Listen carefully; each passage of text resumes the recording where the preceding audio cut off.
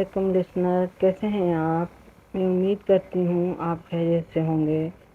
اللہ ہم سب کو اپنی امان میں رکھے اور شیطان کے شر سے بچائے، آمین۔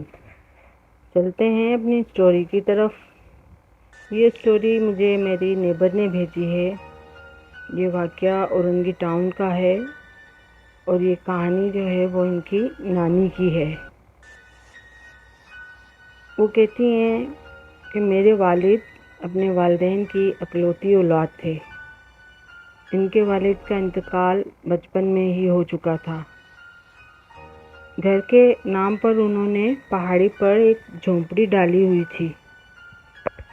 جب گورنمنٹ نے راستہ بنانے کے لیے پہاڑوں کو کاٹنا شروع کیا تو وہ لوگ جو وہاں رہ رہے تھے وہ تمام لوگ بے آسرا ہو گئے اور اپنا ٹھکانہ ڈھونڈنے لگے۔ میرے والد کو جو جگہ ملی تھی وہ جگہ عجیب سی تھی، یعنی وہاں 2 قبریں تھیں جو کافی خستہ حال تھیں۔ میرے والد نے قبروں سے ہڈیاں وغیرہ نکال کر انہیں دوسرے گڑھے میں ڈال دیا اور وہاں اپنی جھونپڑی بنا لی۔ اس کے بعد جو ہے ان کی والدہ نے ان کی شادی کر دی۔ شادی کے کچھ عرصے کے بعد ہی ان کی نانی کہتی ہیں کہ میری اماں پریگننٹ ہو گئی۔ ان کے پریگننٹ ہونے کے بعد سے ہی گھر میں واقعات رونما ہونے شروع ہوئے۔ اس زمانے میں لوگ چارپائی پر سوتے تھے۔ ایک رات اماں سو رہی تھیں، انہیں ایسا لگا کہ کوئی چارپائی زور زور سے ہلا رہا ہے۔ وہ خوفزدہ ہو کر اٹھ بیٹھی، والد کو اٹھایا اور ان کو بولی کہ دیکھیں یہ کیا ہو رہا ہے۔ والد نے کہا کیا ہو رہا ہے؟ وہ کہنے لگی کہ میری چارپائی کو کوئی زور زور سے ہلا رہا ہے۔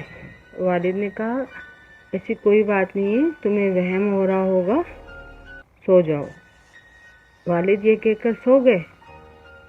اماں کو نیند نہیں آ رہی تھی، گھر میں گھٹن ہو رہی تھی انہیں، تو وہ ٹھنڈی ہوا میں سانس لینے کے لیے باہر نکل گئیں۔ انہیں نہیں پتا تھا کہ رات کا کیا ٹائم ہو رہا ہے۔ گھر کے سامنے ہی بیری کا درخت تھا، اس کے نیچے چارپائی پڑی ہوئی تھی، وہ اس پر جا کے لیٹ گئی۔ وہ کہتی ہیں کہ جب میں لیٹی ہوئی تھی تو مجھے ایسا لگا کہ کوئی مجھے دیکھ رہا ہے۔ ابھی میں کچی پکی نیند میں ہی تھی تو مجھے درخت سے ایک عورت اترتی ہوئی نظر آئی۔ اس کی گود میں ایک چھوٹا بچہ تھا۔ مجھے ایسا لگا کہ میں کوئی خواب دیکھ رہی ہوں، لیکن وہ حقیقت میں یہ سب کچھ ہو رہا تھا۔ وہ عورت درخت سے اتر کر میرے گرد چکر کاٹنے لگی۔ اس کی شکل بہت بھیانک تھی اور اس کی گود میں جو بچہ تھا وہ بھی بہت بھیانک شکل کا تھا۔ وہ بچہ مجھے گھور گھور کر دیکھ رہا تھا۔ میں نے اٹھنے کی کوشش کی مگر میرا جسم کام نہیں کر رہا تھا۔ اتنے میں وہ عورت میرے پیٹ پہ ہاتھ رکھتی ہے اور مجھے کہتی ہے یہ بچہ مجھے دے دو۔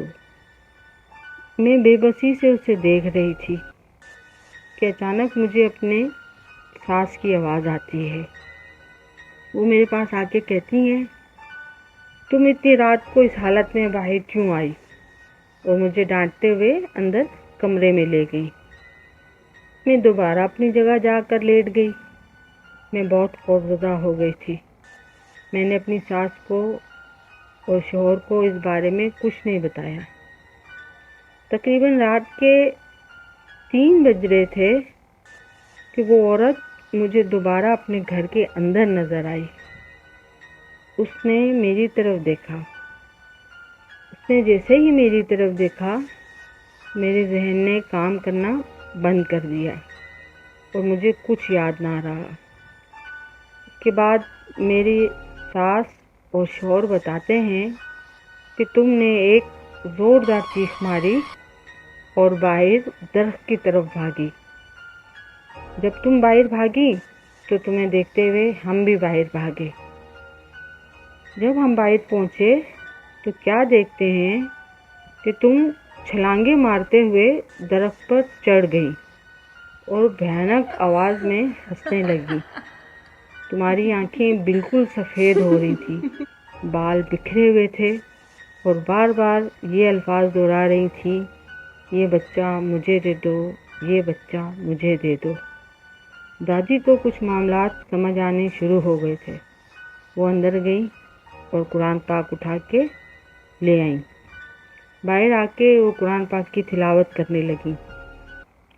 जैसे जैसे दादी कुरान पाक की तिलावत करती जा रही थी तो वालदा को जो है वो गुस्सा तेज़ आना शुरू हो रहा था और वो अपनी भयानक आवाज़ में कहती कि इसे पढ़ना बंद कर वरना मैं इसे मार दूंगी। ये मामलात काफ़ी देर तक चलते रहे। जैसे ही फजर की अजानें हुई अम्मा बेहोश हो गई। वालिद ने जैसे तैसे करके इन्हें उतारा और कमरे में ले आए। दूसरी रात दोबारा से मामलात होने शुरू हो गए। दादी सो रही थी। जब उनकी आँख खुली तो वो कहती हैं कि मैंने देखा कि अम्मा जो है चारपाई पे बैठी हुई हैं और उनकी चारपाई जो है वो हवा में मुअल्लक है। इनकी गोद में एक बच्चा है जो बहुत भयानक शक्ल का है और वो दादी की तरफ देखकर केके लगा रहा है। अम्मा की शक्ल और आवाज़ तब्दील हो चुकी थी। वो दादी से कहने लगी, तुमने मेरे घर पे कब्ज़ा किया है, मेरे बच्चे को मारा है, मैं तुम लोगों को नहीं छोड़ूंगी और तुम्हें यहाँ से जाना पड़ेगा।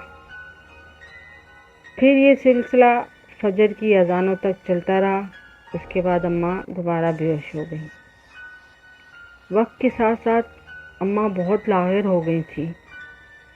दादी डर कर इन्हें कहीं किसी आलिम या मौलवी के पास ना लेके जाती कि लोग जो है वो हम पर बातें बनाएंगे, हमें बुरा भला कहेंगे कि इनके साथ क्या मामलात हैं, क्या हो रहा है।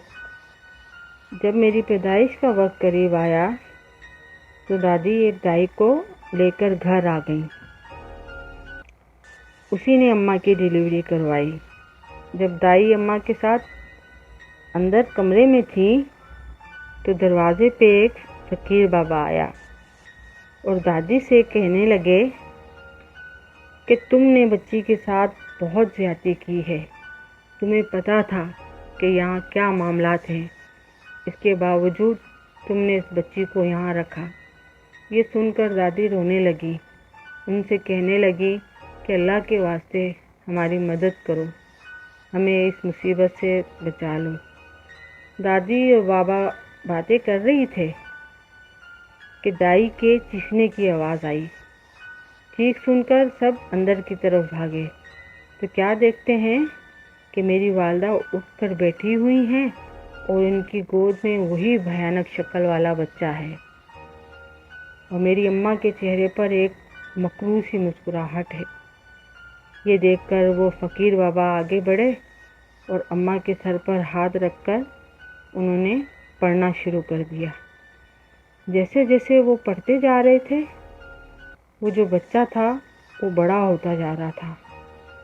इतना बड़ा हो गया उसका कद कि उसका कद छत से भी बाहर निकल गया। बाबा की पढ़ाई जारी थी। अम्मा जो है वो बेहोश हो चुकी थी। वो बच्चा लंबा होते होते बहुत लंबा हो गया और दरख्त की तरफ गायब हो गया। अम्मा की गोद उजड़ चुकी थी। वो आसेब वाकई में बच्चा ले गया था। जब अम्मा को होश आया तो वो ठीक थी। फ़कीर बाबा ने दादी और वालिद से कहा कि अभी और इसी वक्त ये घर छोड़ दो वरना अपनी आने वाली दूसरी औलाद से भी जाओगे। ये कहकर वो बाहर निकले।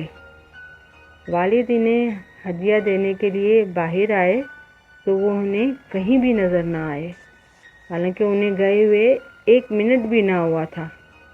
वालिद समझ गए कि अल्लाह ने हमारी मदद के लिए फ़कीर बाबा की शक्ल में अपना बंदा भेजा है।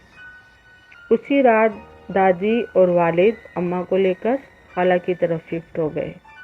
अम्मा काफ़ी अरसे इस वाक़े के ज़ेर असर रही। फिर चंद सालों बाद मेरी पैदाइश हुई। अल्लाह के हुक्म से अम्मा और मैं बिल्कुल तंदुरुस्त थे। आस्ता आस्ता अम्मा ज़िंदगी की तरफ आना शुरू हो गई थी और सब भूल गई थी। जब मैं 14 साल की हुई तो मेरी अम्मा का इंतकाल हो गया। ये तमाम वाक़यात मुझे मेरी दादी ने बताए।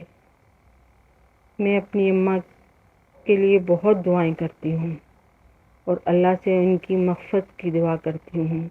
आपसे गुजारिश है कि आप भी उनके लिए दुआ कीजिए। तो लिसनर, ये था आज का वाक़या। कैसा लगा आपको? मैं आपसे एक बात शेयर करना चाहती हूँ। लिसनर, हम इन स्टोरीज़ के लिए बहुत मेहनत करते हैं। कितने घंटे लगते हैं इन वाक़यात को आप तक पहुँचाने में, बहुत मेहनत करनी पड़ती है। मगर जब आप लोग सपोर्ट नहीं करते तो हम लोग बहुत डिसहार्ड होते हैं। प्लीज़ सब्सक्राइब ज़रूर किया करें। आपके एक सब्सक्राइब से हमारी मेहनत हमें वसूल हो जाती है। अल्लाह हाफिज़। दुआओं में याद रखिएगा।